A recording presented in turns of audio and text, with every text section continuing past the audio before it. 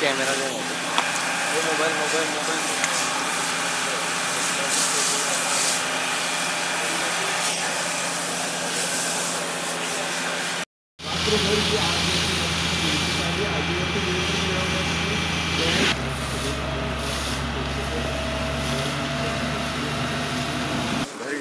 साहेब काय सांगाल, पूर्णपणे आगीच्या भक्ष्यस्थानी पडलेल्या केशवराव फारच दुर्दैवी घटना घडलेली आहे. काल रात्री अचानकपणानं शॉर्ट सर्किटमुळं पेट झाला असं कळालं आणि त्यावेळा मी महालक्ष्मी रेल्वेमध्ये ट्रेनमध्ये होतो आणि फारच अस्वस्थता वाढली आणि मी ते सोशल मीडियावर सुद्धा पाहत होतो आणि तात्काळ उतरल्यानंतर या ठिकाणी येण्याचा निर्णय मी घेतला आणि पाहिल्यानंतर अतिशय मन सुन्न झालेलं आहे. छत्रपती शाहू महाराजांनी 109 वर्षापूर्वी बांधलेले नाट्यगृह अशा रीतीनं जळून खाक होईल कधी आम्हाला स्वप्नातही वाटलेलं होतं.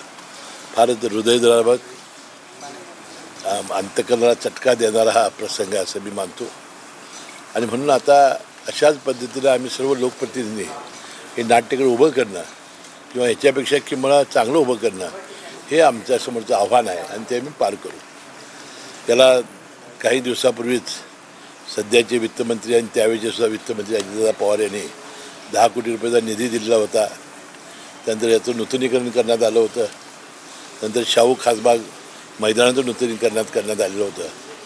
कारण ज्यावेळा शाहू महाराज हे युरोपला रोमला गेले होते त्यावेळी त्यांनी हे अशा प्रकारचं नाट्यगृह पाहिलं होतं, अशा प्रकारचं ॲम्पी थिएटर पाहिलं होतं आणि शाहू खासबाग मैदान आणि केशवराव भोसले नाट्यगृह उभारण्याची त्यांची त्यावेळा कल्पना होती. ह्याला पहिल्यांदा पॅलेस थिएटर म्हटलं जायचं, त्यानंतर केशवराव भोसलेंचं नाव त्याला दिलं गेलं. आज केशवराव भोसलेंची जयंती आणि दुर्दैवानं या पूर्वसंध्येला व्हावं हा एक हृदयाला चटका लावणारी गोष्ट आहे. नेमकं आग कशामुळे लागली असावी? नाही, आता याचं पहिलं कारण ते प्राथमिक तर ते शॉर्ट सर्किटमुळं मागची जी बाजू जनरेटरची होती तिथून ते सुरू झालं आणि त्याचा भडका उडाला. त्याची चौकशी आम्ही करू.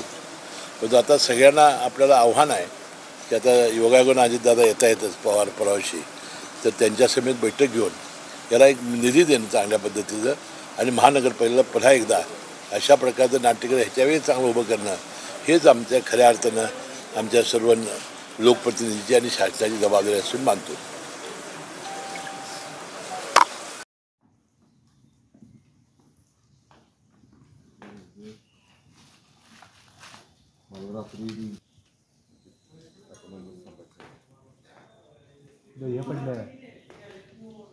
मिनिट थांबल्या कुठे ती बाकीची कुठे तिथं जाईल नाही आता कोणच नाही दाखवलं.